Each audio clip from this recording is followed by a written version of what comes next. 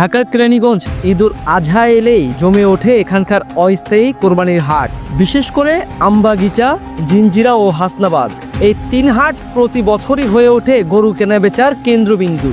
কিন্তু জনপ্রিয়তা ও বিশাল বেচা কেনার পেছনে লুকিয়ে আছে এক চাঞ্চল্যকর তথ্য।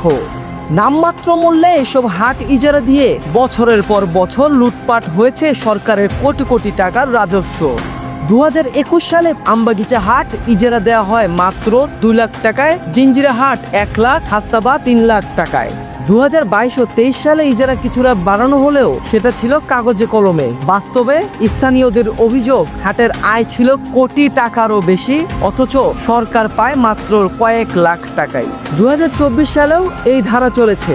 জিঞ্জিরা হাটের ইজারা 1.5 লাখ, আমবাগিচা 3.5 লাখ, হাসনাবাদ হাট 4 লাখ টাকা ইজারা দেওয়া হয়েছিল।